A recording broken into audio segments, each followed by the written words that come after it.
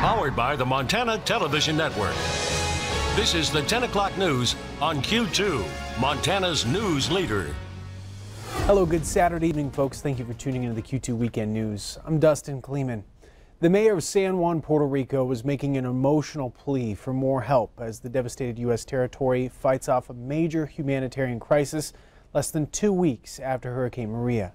Kim Hutcherson reports. Days after Hurricane Maria decimated the island of Puerto Rico, there are signs of recovery. According to Puerto Rico's governor, more than 50% of gas operators are now up and running, as well as most hospitals. However, millions are still without electricity and running low on food and water. Those who do have power need gas for generators and cash to purchase the gas, all of which, cash, water, and food, are scarce or sitting at the port of San Juan waiting for someone to deliver them. More rain this weekend could further delay efforts to deliver those supplies. The island is currently under a flash flood watch until Sunday. President Donald Trump plans to tour Puerto Rico Tuesday, stating in his weekly address it's getting better. I know that it's been devastating, but we're sending people to help, and it's getting better on a daily basis. San Juan's mayor disagrees, criticizing the government's efforts and pleading for more help. We truly are dying here, and I keep saying it, SOS, if anyone can hear us, if Mr. Trump can hear us, let's just get it over with and get the ball rolling. In a series of tweets Saturday, Trump accused the mayor of poor leadership and wanting the government to do everything for them. The governor weighed in on those tweets. I don't feel that that message was sent in general. I do reiterate that the only way for this to work is for us to have collaboration. I'm Kim Hutcherson reporting. FEMA says the San Juan Airport is open for business and can now handle 250 flights a day. Back here to Montana, new tonight at 10, a piece of firefighting history is being retired. Now, these planes are originally designed for the Navy patrols and anti-submarine missions. They've continued faithfully in their service over the years, battling wildfires across the state of Montana. And even as they've been replaced by the next-gen jet tankers over the past 6 years. Today was a celebration to celebrate the service of these aircrafts, two of which will be used in museums or air shows around the country.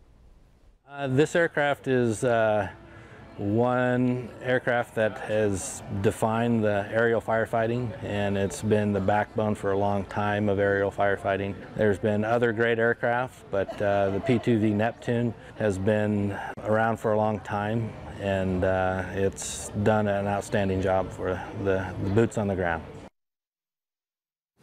And boy, do they look majestic in the air. The support continues to pour in from the Montana Wildfire Relief Fund. As of today, that fund sits at more than $291,000. MTN is proud to announce a new match. Carl and Kay Carbon of Great Falls will match the next $50,000 in donations. That match began Friday evening at 5 o'clock. The Wildfire Relief Fund is a partnership between MTN and the Montana Community Foundation. All the money raised will be distributed to those impacted by the 2017 wildfires through a grant application process that begins October 9th. There's still time to donate. You can make your contributions. You can go to ktvq.com/wildfirefund.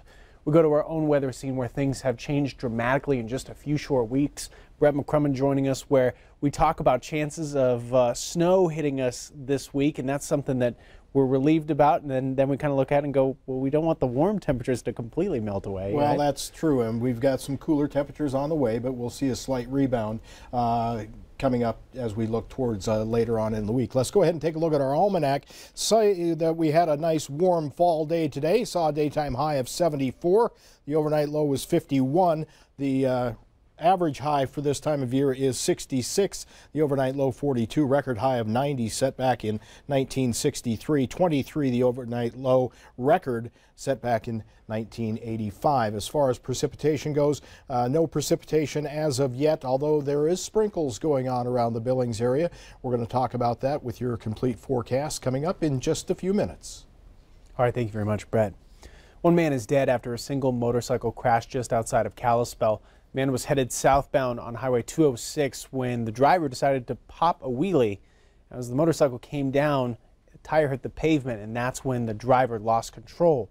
Driver swerved off to the right side of the road and hit an embankment. MHP said the driver was pronounced dead on scene. The lieutenant governor is stopping by Butte on Friday to push the state legislature to work with the government, on fixing the state's budget crisis. The state is dealing with an approximately $228 million deficit, and the legislature is expected to cut up to 10% from the state's social services. That includes health, education, corrections, as well as other agencies. Costly fire season also put a strain on the budget. Lieutenant Governor Mike Cooney is asking the legislature to help find funds to prevent deep cuts to these essential services. Under the law, though, the state cannot operate with the deficit. We'll be following any decisions made as it comes. Bison management continues this year in Yellowstone National Park. Park spokespeople say that the total number of bison roaming in the park is down 12% from last year. Today, the total count is at 4,800. In a study released this week, the recommendation for the bison removal for the next year cannot exceed 1,200 bison, or 25% of the population. The bison that were removed either went to tribal nations or meat processing facilities. Montanans earning minimum wage will notice a slight bump in pay next year. Governor Steve Bullock announcing on Friday minimum wage will rise 15 cents from $8.15 to $8.30 an hour. It's going to be effective January 1st. In 2017, the food industry, followed by the retail trade industry, have made the largest number of employees earning minimum wage.